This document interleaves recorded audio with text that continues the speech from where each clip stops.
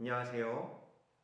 오늘부터 풍성한 삶의 기초 7강 함께하게 된 신요샘 목사입니다. 반갑습니다. 오늘 함께 강의를 시작하기에 앞서 우리 지난주에 배웠던 내용들을 기억해 보면서 또한 우리 교재에 있는 함께 시작하면서 부분을 살펴보기를 원합니다. 갈라디아서 5장 24절에서 25절을 암송해 보려고 하는데요. 우리 성도님들 기억하고 계시나요? 우리 함께 이 시간 암송해 보는 시간을 갖도록 하겠습니다.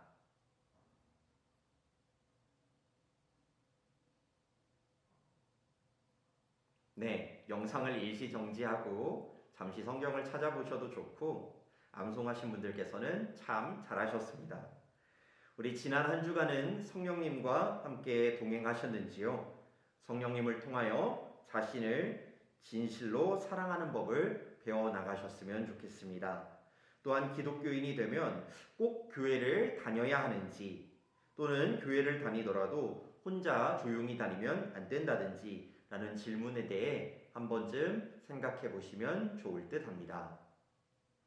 그럼 이렇게 지난주의 시간을 뒤로 하고 이제 오늘 함께 만나는 7번째 만남, 형제 사랑을 살아내는 공동체, 이 공동체의 시간을 시작해 보도록 하겠습니다. 오늘 시작하는 그리스도의 다스림 아래에서 살아가는 공동체, 이 공동체는 그리스도 안에서 이루어진 공동체입니다. 오늘날에는 수많은 공동체들이 새롭게 생겨나고 또한 많은 기존의 공동체들이 사라져가고 있기도 합니다. 그 안에서 교회 또한 위기라고 부르는 시기를 지나가고 있는데요. 이 위기가 기회가 되기 위해서 우리 그리스도교 공동체, 교회 공동체는 어떤 공동체이며 어떠한 곳을 향해 나아가는 공동체인지 이 시간 우리 함께 오늘 교재를 보면서 하나님 말씀을 보면서 알아갔으면 좋겠습니다.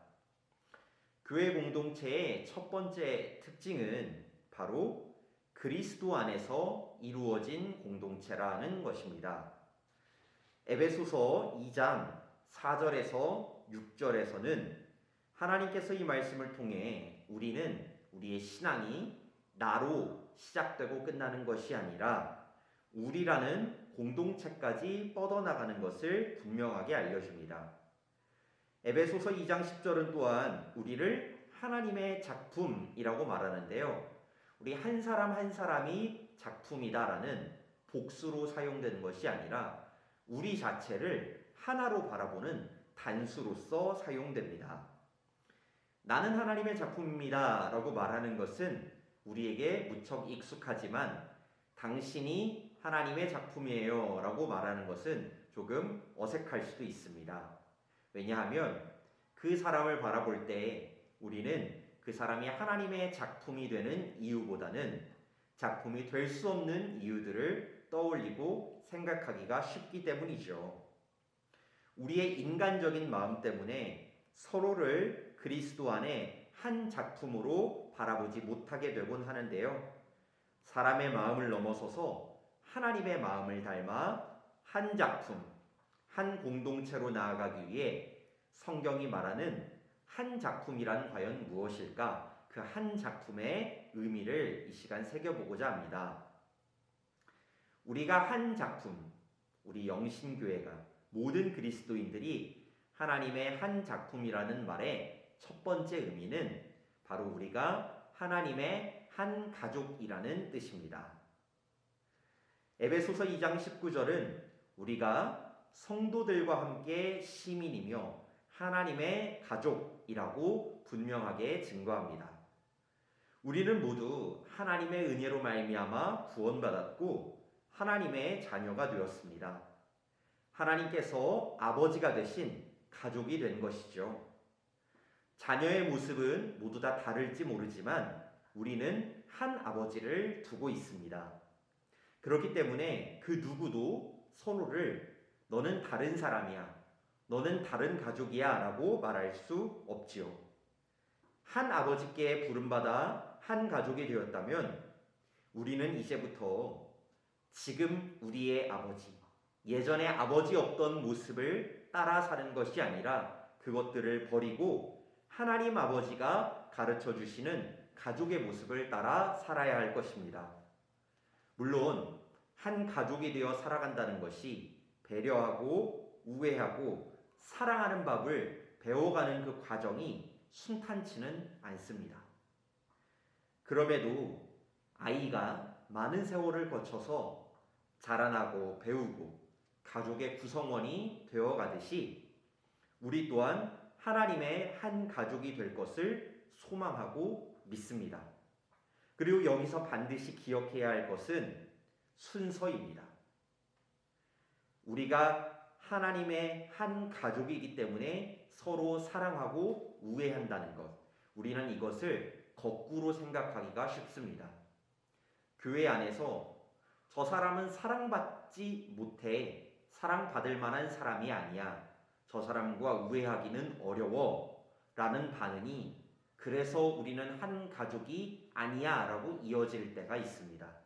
그러나 우리가 사랑하고 우애하기 때문에 한 가족이 되는 것이 아니고 하나님 안에서 한 가족이 되었기 때문에 서로 사랑하고 우애한다는 것, 이 순서를 꼭 기억하시기를 원합니다. 사랑하거나 우애하기 힘든 우리 교우분들을 만나거나 형제 자매를 만나면 시험에 들거나 마음이 어려워질 수 있습니다. 그러나 우리는 이미 하나님 안에 한 가족이고 사랑해서 하나님의 가족이 되는 것이 아니라 하나님의 가족이 이미 되었기 때문에 서로 사랑하고 우애하려고 한다는 것을 기억합시다. 사랑이 가족의 조건이 되는 것이 아니라 하나님 안에 가족이 되었기 때문에 사랑하는 것입니다. 우리가 하나님 안에 한 작품이라는 두 번째 의미를 살펴보도록 하겠습니다. 우리가 하나님 안에 한 작품이라는 두 번째 의미는 우리가 그리스도의 몸이라는 것입니다. 몸은 머리의 다스림을 받습니다. 그리고 우리의 머리는 예수 그리스도이시지요. 우리는 예수님을 머리로 삼아 살아가고 행동하는 몸으로서 에베소서 1장 23절 말씀처럼 만물 안에서 만물을 충만케 하는 그 사명을 감당합니다. 하나님께서는 오늘도 지금도 세상을 회복시키고 계십니다. 한 사람 한 영혼만이 아니라 모든 사람 모든 피조 세계가 회복되기를 원하시죠. 우리는 그리스도의 몸이 되어서 한 가족이 되고 한 작품이 되고 서로 사랑하고 우애하면서 이 사명을 함께 감당합니다. 지금의 세상은 자기 자신이 최고가 되라고 얘기합니다. 나의 비전, 나의 자아실현, 나 한 사람이면 충분하다. 그 이상을 신경 쓰기에는 너무 바쁘고 부족하다라고 얘기합니다. 그러나 이러한 세상 속에서 나 스스로도 챙기기 바빠하고 나 한 명만 잘 돼도 충분하다고 얘기하는 세상 안에 서로가 함께 살아가고 또한 서로를 살리고 그 공동체가 풍성해지도록 고민하고 달려나가는 공동체, 그것이 바로 교회 공동체이며 우리가 그렇게 살아갈 때 우리는 한 작품의 의미를 살아낼 수 있습니다. 마지막 우리가 한 작품이라는 세 번째 의미는 에베소서 2장 21절에서 22절에 따른 성령의 전이라는 것입니다. 우리는 성령 하나님께서 거하시는 처소이며 하나님께서 거하시는 처소는 곧 성전으로서 예배의 자리가 됩니다. 우리가 한 작품인 이유는 한 분 하나님을 예배하는 공동체이기 때문입니다.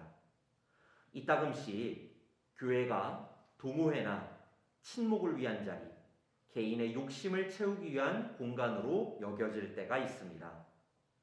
체육활동이나 봉사활동, 시기에 따른 교회 행사도 필요하겠지만 그것들은 언제나 사람의 취향과 개인의 호불호가 나타나기 마련이지요. 그러다 보니 한 사역을 마치고 나면 그것에 대한 잘잘못을 따지느라 수근수근거리기도 하고 내 생각, 내 말로 그것을 평가하면서 서로 미워하거나 반목하거나 다툼이 일어나는 장면들을 우리는 심심치 않게 교회 안에서도 보게 됩니다. 이것은 그 한 사람의 개인적인 허물이나 부족함 때문이라고 할 수도 있겠지만 우리가 한 공동체, 한 가족, 한 작품으로서 예배하는 공동체임을 잊었기 때문입니다. 하나님을 예배하는 것이 우리의 제일 가는 목적이며 그 한 분 하나님으로 인해 우리 각 사람이 한 가족이 되었고 참된 공동체를 이루어 나간다는 것, 그리고 그 안에서 그 과정 가운데에서 우리의 부족함과 연약함이 드러날 수 있다라는 것, 이것을 기억한다면 우리는 예배 아닌 다른 것들로 인해 싸울 필요가 없습니다. 그것으로 갈등할 이유도 없습니다.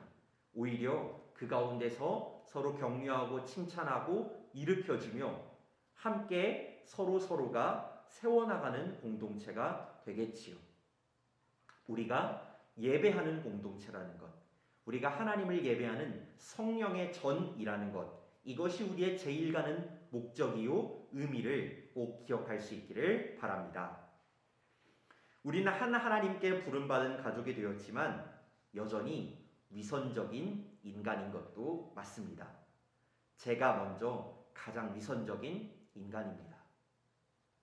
그럼에도 불구하고 우리는 하나님의 은혜로 말미암아 이미 한 가족이 되었습니다.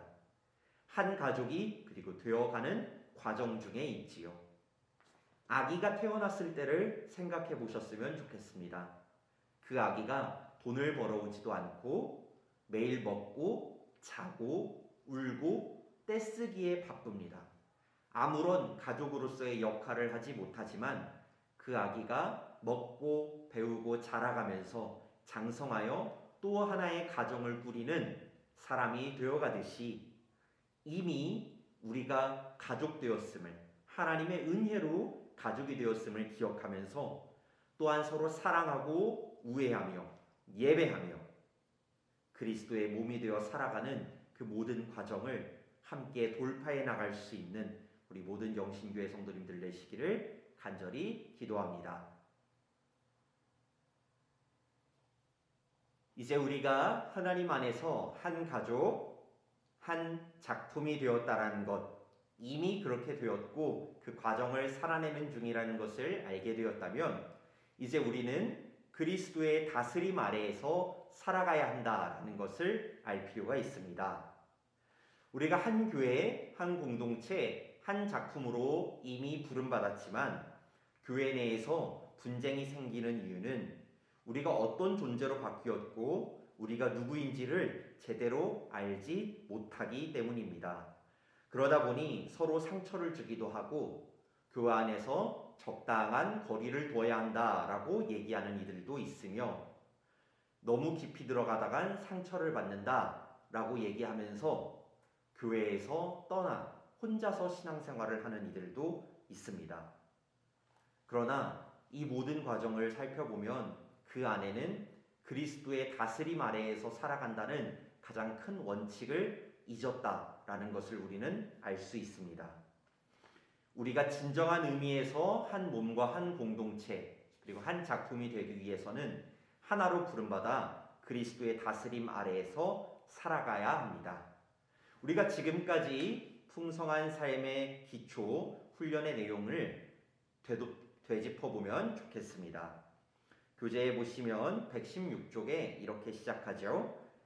하나님이 그리스도 안에서 나를 받아들이셨고 우리는 하나님과 전혀 다른 관계를 맺게 되어 하나님을 알아가고 사랑할 수 있게 되었습니다. 나는 그리스도 안에서 특별한 존재가 되었지요. 그리고 나는 그리스도 안에서 새로운 가족 공동체에 속하게 되었습니다. 이 놀라운 일들이 모두 이미 그리스도 안에서 이루어진 일입니다. 그렇다면 무엇이 이러한 사실을 우리의 것으로 만들어줄까요? 여기에 대해 고린도후서 5장 7절 말씀은 이렇게 답해 줍니다. 우리 교재의 왼편에 있는 새번역 성경 말씀으로 함께 읽어보겠습니다. 우리는 믿음으로 살아가지 보는 것으로 살아가지 아니합니다. 아멘.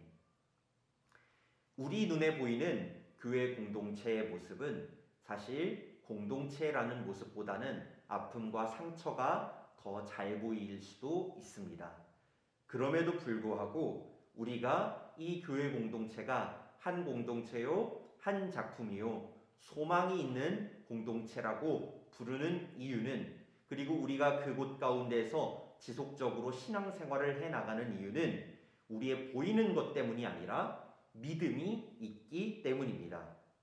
하나님께서 나를 사랑하시고 또한 우리를 사랑하셔서 부르셨고, 한 가족이 된 우리가 예수 그리스도를 우리의 머리 삼아 그리스도의 몸이 되어 성령의 전이 되어 예배하며 따라갈 때 주님께서 우리를 한 공동체로 이루실 것이라는 그 믿음이 우리에게 있기 때문입니다. 우리는 가장 중요하면서도 가장 간과하기 쉬운 이 믿음을 굳건히 지킬 수 있도록 부단히 기도해야 합니다. 우리의 눈에 보이고 손에 잡히는 사람과의 관계가 먼저 있다면 우리는 금세 실망하고 쓰러질 것입니다.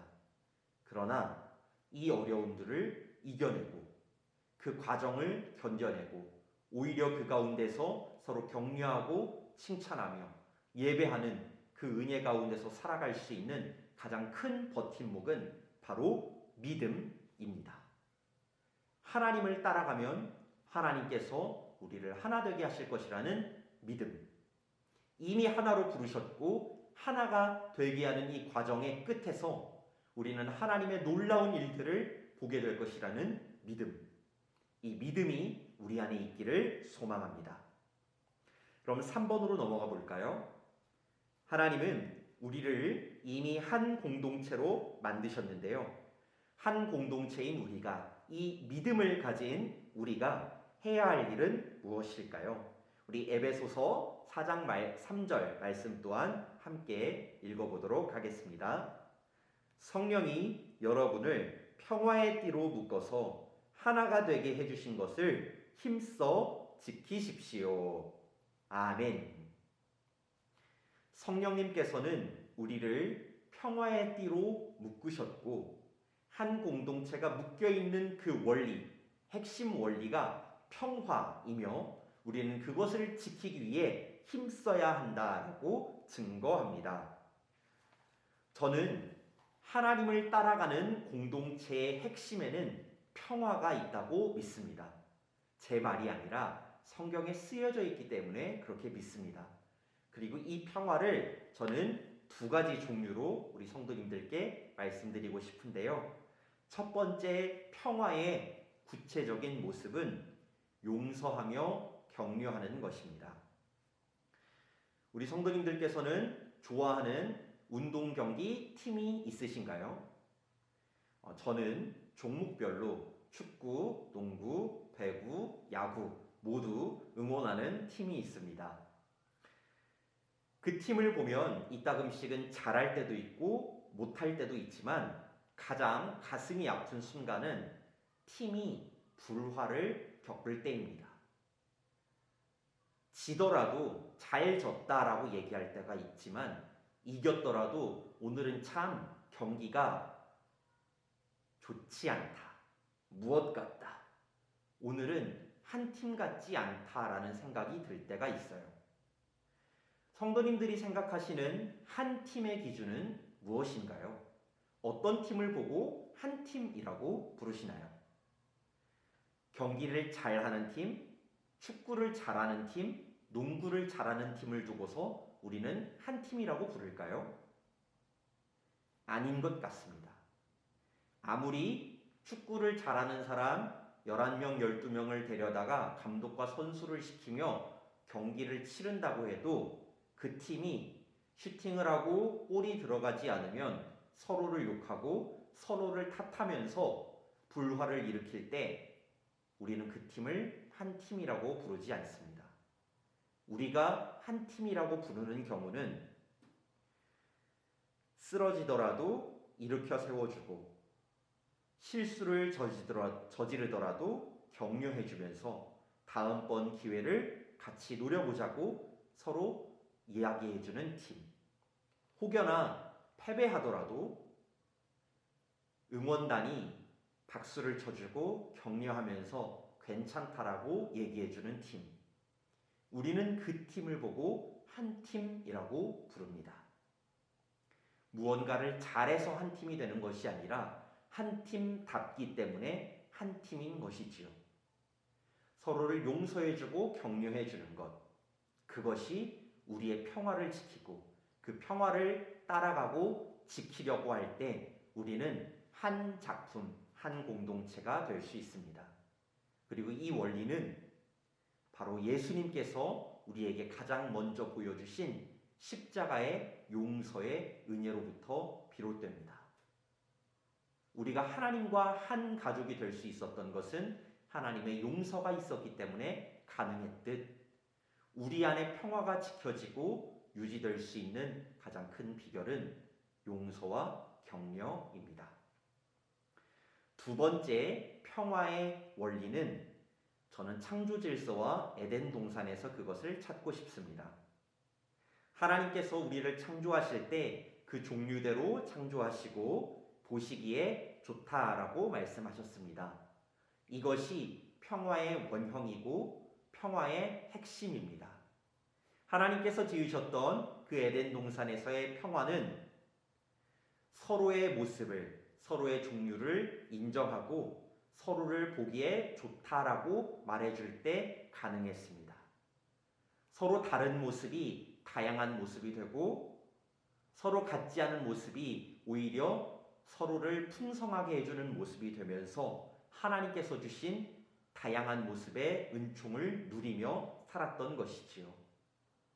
우리의 가족도 그러합니다. 내가 다르고 우리 아내와 남편과 아이들이 다 다른 모습, 다른 성격을 가지고 있습니다. 그러나 우린 한 가족이고 서로를 사랑하고 그 안에서 그 모습을 존중해 줄 때 그 다양한 모습으로 인하여 오히려 내가 경험하지 못했던 수많은 행복과 사랑을 경험할 수 있게 되듯이 하나님께서 창조하셨을 때의 그 모습, 그 종류대로 보기에 좋다라고 말해주는 것, 서로의 다른 모습의 풍성함을 누릴 때 우리는 하나님께서 주시는 평화를 지켜나갈 수 있습니다. 오늘 두 번째, 하나님께서 우리를 한 가족, 한 작품으로 부르셔서 이제 그 안에 하나님의 가르침 안에, 하나님의 말씀과 뜻 아래 살아가는 것을 배웠습니다. 하나님의 길을 따라가면 하나님께서 이루실 것이라는 믿음을 가지고 하나님께서 우리에게 주신 그 평화를 지켜나갈 수 있기를 간절히 축원합니다.